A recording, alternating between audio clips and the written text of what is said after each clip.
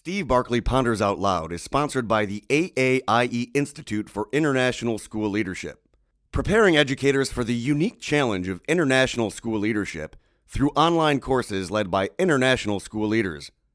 Learn more at aaiyeinstitute.org. Hello, and welcome to the Steve Barkley Ponders Out Loud podcast. For over 3 decades, I've had the opportunity to learn with educators at all levels, both nationally and internationally. I invite you to listen as I explore my thoughts and learning on a variety of topics connected to teaching, learning, and leading with some of the best and brightest educators from around the globe. Thanks for listening in. Trust for the coaching process. For today's podcast, we are joined by Jonathan Mueller, a instructional coach and PYP coordinator at the Western Academy of Beijing. I've had the opportunity to work and correspond with Jonathan and consider him a colleague in the coaching process, so I'm glad to have him with us here today. Welcome, Jonathan. Hey, Steve. Thanks for having me. Really appreciate your time today. Looking forward to the conversation. You bet. Well, I had a chance to read an article on your new website about trust and the building of trust, and you began by identifying a difference between building trust and earning trust, and I'd wonder if we could start with a little bit of that descriptor. Yeah, absolutely. So I think building trust and earning trust, they are two sides of the same coin. Both take patience and hard work.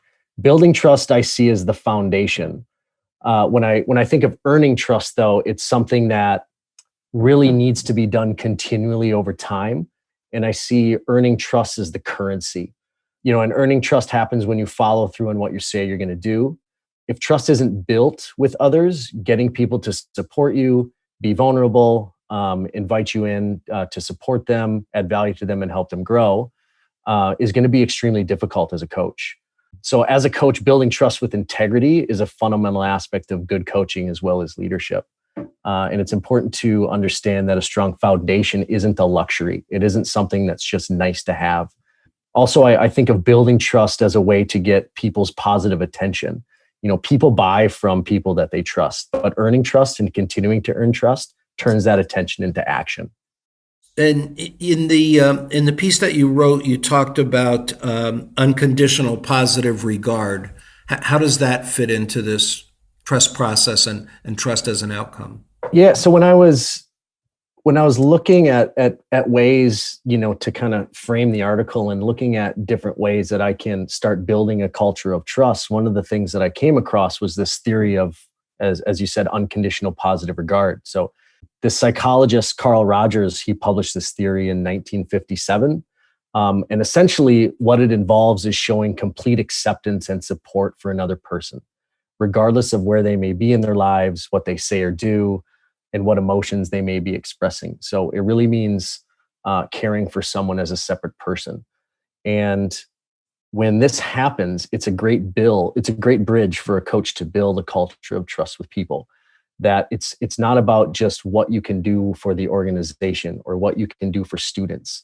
It's going in with the mindset of that I value you and appreciate you as a human being. And when you can build that rapport through unconditional positive regard with somebody, it really helps build and continue to earn that trust with people because they feel that you value them. So in the coaching process and the people and colleagues that I work with, essentially when I'm able to have the opportunity to work with them, they're showing vulnerability and essentially asking me 3 questions. Do you appreciate and value me? Can you help me? And can I trust you? And I think having unconditional positive regard for people as human beings is an excellent way to start. And that's really how it connects to building and earning trust.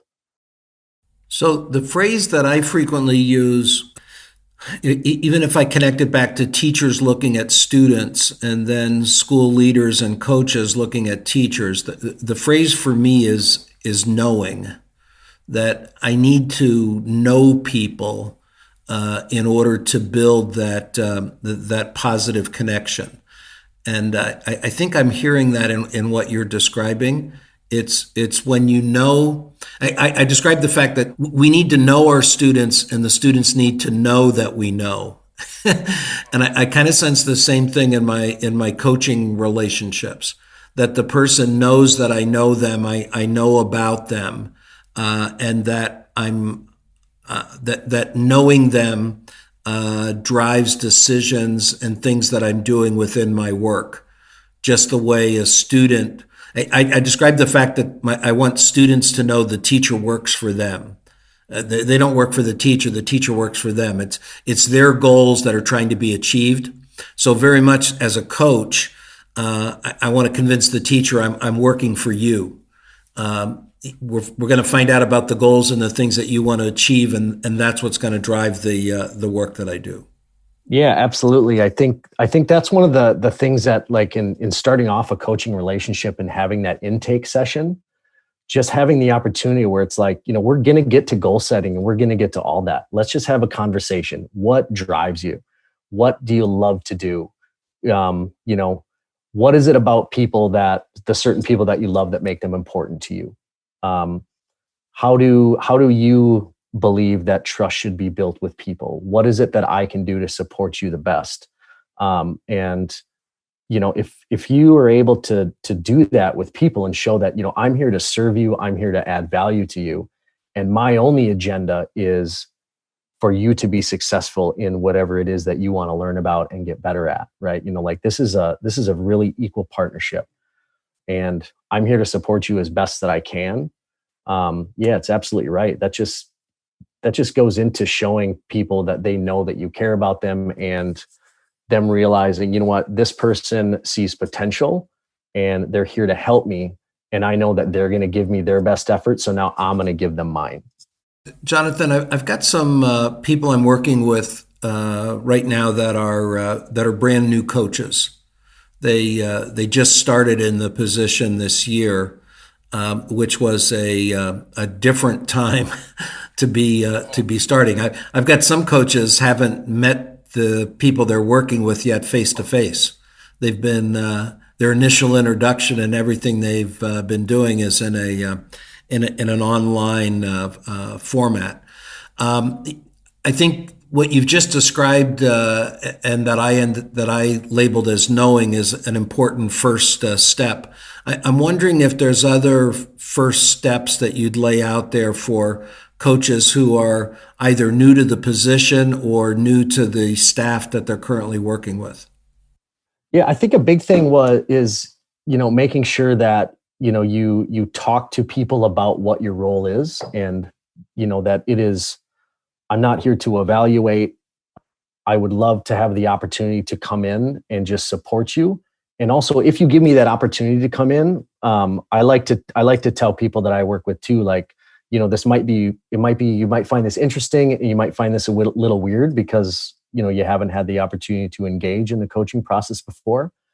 But if you're looking for me to do some type of observation, I'm just going to come in and look for the good. I like to do that the same as even if I'm not working in an instructional coaching capacity, but working with teams and building team dynamics. I want to help you guys get better. I don't have all of the answers, but I can come in and give you a different lens. And I just want to come in for the first 1 or 2 sessions and see the good things that you guys do in terms of working together as a team. That kind of helps build that element of trust, either where I'm not being judged, and then sharing back, like, you guys do a great job at X, Y, and Z, and being timely specific with that feedback. Now, what are some things that you guys think that you would like to explore as a team? Or, through that, with what I observed in your practice, what did you feel didn't go the way that you wanted it to? Is that something you might want to explore? There's a caution I'd toss out there for new coaches, and that is, if I'm coming in to look for what's exciting, I think you used the term, what's good. The critical part is to get people to tell you what that is before you go looking. So that way, That way, it allows you to stay out of the evaluative role. If I come in and decide what's good, I actually ended up entering into the evaluative role. But if you tell me what it is that causes you to be successful with this group of kids, and I can come in and look for what it was that you told me, and I can reinforce that, I find that builds that initial trust that they're willing to risk, and then I can add a few more things to the list because I was able to first find what they said was important. Absolutely. I also think too that if you come in with I'm going to look for the bad, it's almost like me as the coach saying I'm the expert and I'm here to fix you. Teachers don't necessarily need fixing. I don't think there's any harsher critic on a teacher than the critic themselves. They know where they want to improve, and it's, hey, let's get there together and let's make this fun in the process as well. I've also found for new coaches that my beginning coaching sessions being built more around what it is the teacher's getting the kids to do, and then backdooring from, the kids really dug into that. The kids really dug into that activity, or the kids really got excited as you shared that piece of information. What do you think caused that to happen? And then it's almost I can get the teacher to tell me why they're being successful, and then I can reinforce those strengths that they laid out to me, and that allows me to take it another step further. Yeah, absolutely. The coaching process, I think I described it as, curiosity having a party. And when you're working with those teachers and really getting into that first time, like asking those questions, like, why do you think it works so well? Like, they're going to start figuring it out for their own. And you just see kind of that brain working. And it's almost like, you catch a bug when you ask really, really good questions. And then yes, you see teachers thinking through it and actually coming up with their own responses. And it's like, oh yeah, I got this figured out. It's almost like as you're figuring out it yourself and you see the excitement in them. It's like seeing a light bulb on for a student when you're a classroom teacher as well. It's really cool. Love it. It's that same smile that I get to make when a teacher looks at me and says, "Oh, that's really a good question." Yeah. And then they got to pause before they respond, and that they've really gotten into what the real process is now, because the real process is about what they figure out, much more than anything that comes out of what we might tell them. Absolutely. Jonathan, I'm wondering if you might have a story about some missteps or mistakes that have occurred for you in building trust, and maybe how you worked around those. Definitely one. I would say that at the beginning, when I first went into the role, I actually wasn't necessarily sure what the role was, what it entailed. I've had to do a lot of learning over the last 3 to 4 years to really figure out what it means to be a coach. So I think that putting the goals of the organization ahead of the people, right? Like it took me time to figure out this idea of unconditional positive regard and appreciating people. And I moved from the classroom into the coaching role, and it's like all of a sudden something switched for a little bit, where it's like, I'm not in that anymore. How could I so quickly forget at the difficulty of the job? So that was one. The other one is consistency. That, I don't think there's a harder job than being a teacher, or a harder career than being a teacher and working with kids and helping them learn. I don't think there's a more rewarding one either. And we all have good days and bad days. So, as a coach, it's really important that I maintain consistency in how I work with people, and that the quality of the day cannot be the dictator of how I work, serve, and value others at all. Continuing to have that passion and that compassion with and for people, and showing that empathy, appreciation and showing your appreciation with words and actions, that people are valued, walking slowly through the crowd, asking for thoughts and opinions. And, I really needed to put my ego in check as well. Is that, I talked with people about, we need to drop our egos and work together, and yet I would find mine hiding in my back pocket. that I could pull out when I wanted to. And it's like, that wasn't okay. So it was like aligning my actions with what I was saying. It's tough to hear a teacher's resistance, perhaps to a direction that the system is headed in, and not personalize it. And the real power of the coach comes from the ability to listen and think it through with the teacher. But as soon as it smacks at my ego, that becomes increasingly difficult. I also think going back to the idea of somebody getting defensive or, kind of like digging their heels in, it took me a while to realize that is because of a lack of trust and rapport. So really kind of internally processing that and being like, okay, I got some pushback here. I didn't think that I was doing anything like too bold or being too directive, but there was something that happened, So then going back to those conversations and just saying, hey, we're here to work together. If I did something that caused that lack of trust or made you feel less valued, can you please tell me what that is? Because I want this relationship to work because we're all on the same team. We're all doing the best we can. And being willing to have that conversation and showing that vulnerability first, being the truster. It's actually the piece of asking for coaching on your coaching. Yeah. So if you can begin to build into the process those times where you stop and create the opportunity for the person that you're providing the coaching to provide coaching feedback back to you on the process. Which again, we're modeling exactly where we want to be with students.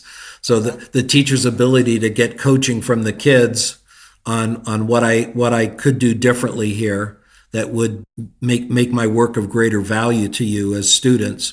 As a coach, I want to be in the same spot with teacher. Absolutely.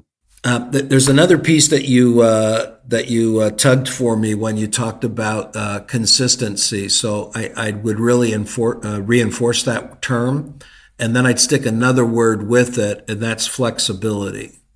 So in the classroom, I'm looking for the teacher to be consistent and flexible, which means the kids know they can count on the teacher's consistency, but also the teacher has the ability to be flexible when the need arises. And I think that in that coaching relationship, teachers can be looking for the same thing. I know I can count on Jonathan to do this, and this. And I also know that Jonathan's got a bit of flexibility, which says his agenda doesn't trump the teacher's agenda. Mm-hmm. Yeah, absolutely. I think it also touches upon, the importance of, coaching essentially is like, staying in a dance with somebody, right? And kind of feeling it out and where they want to go and, making the right steps and asking the right questions to help kind of guide each other. And a lot of what comes with that is competence as well. You can be as kind and caring as anyone and build that trust at the beginning. But if you're not consistent and competent as a coach either, others won't trust you and buy into you as a coach. I think this is kind of when earning trust really starts to take hold. You show your competency by doing what you say you'll be doing and doing it successfully. And competence is about a high quality delivery. And part of that is having the flexibility to adjust to what the teachers need in time. And the coach's ongoing learning, I think, reinforces that. So when the teacher sees the coach as a learner, not an expert who came into the process with all the answers, but engaged in his or her own learning, that extends that out further. Well, Jonathan, before we wrap up, I turned to you several months ago because you were one of the coaches I knew who went into quarantine earlier than the rest of us did, and I was asking you for some advice at that point based on your experiences. I'm wondering what you see at this point, many months down the road, how the work of a coach is impacted by the global situation that we're in. I think that a really great time to be a coach, because there's people that we work with, including ourselves, right? Like even through COVID, like one of the things that I did was, I got a coach for myself. Like I needed to become a product of the product, and just how much that helped with my thinking and finding balance, and making sure that I'm focusing on, my health and well-being, as well as the health and well-being of the people that I was working with, and then helping them focus on the health and well-being of the community, the kids and the families that we serve. It's really, really a great time. So yes, we're in crisis and it might look different, but don't underestimate the importance of being a coach right now, and find ways to continue to connect with people and, help people understand that we're in this together. It's not something that we used to. You're valued, and you have a lot of worth. And I just think that those things can't be stressed enough right now. And a coach can play a big help in continuing to support teachers and learning communities to help continue to support kids and move schools forward. Well, Jonathan, thank you so much. And would you tell folks about how to find your website? Yeah, absolutely. Thanks for giving me a chance. So I just launched it yesterday. It's called connectedlearningpartnership.com. And there you can reach the homepage. There's an About Me page, as well as a place where you can find blog posts. I posted the first one yesterday called Building Trust, the Power of Appreciation and Unconditional Positive Regard. And then within the next month, we're looking to launch a podcast as well. I also created a coaching model called To Growth, and that resource is available there if anybody would like to check it out, with the acronym, and then as well as some guiding questions that I found to be really successful in my working with teachers as well as educational leaders in providing a good structure and process to take people through. So I found it to be really successful. So, but would love to give you the opportunity to go and have a look and make some comments or anything. But yeah, appreciate your time today, Steve. You bet. Well, that's terrific, and we'll be sure to put the link to your site there in the lead in to this podcast, in case people were out walking as they listened, and it would be tough to remember the whole thing, but they'll find it there. Fair so enough. Repeat it one more time for them. Connectedlearningpartnership.com. Okay. You have a great day, Jonathan. Thank you. Thanks, Steve. Really appreciate the time today. You take care. Thanks again for listening. You can subscribe to Steve Barkley Ponders Out Loud on iTunes and Podbean, and please remember to rate and review us on iTunes. I also want to hear what you're pondering. You can find me on Twitter at Steve Barkley, or send me your questions and find my videos and blogs at barkleypd.com.